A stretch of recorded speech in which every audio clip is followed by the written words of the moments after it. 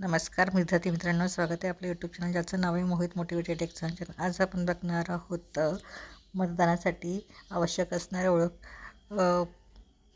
मतदान करताना कोणते कागदपत्र आवश्यक आहे याविषयीची माहिती.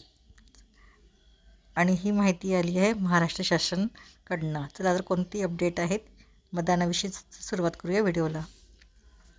मतदानासाठी मतदार छायाचित्र ओळखपत्रा व्यतिरिक्त ग्राह्य धरले जाणारे 12 पुरावे ते कोणते आहेत ते खालीलप्रमाणे आहेत.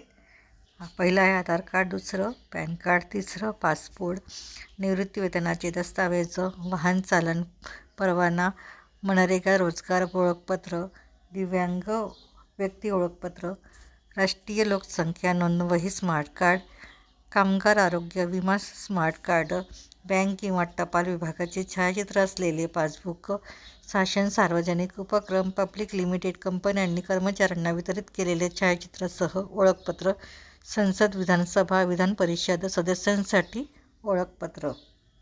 ही माहिती आहे माहिती व जनसंपर्क महासंचालनालय मार्फत. व्हिडिओ आवडल्यास व्हिडिओला लाईक करा, शेअर करा, कमेंट्स करा आणि चॅनलवर नवीन असाल तर चॅनलला सबस्क्राईब करायला विसरू नका.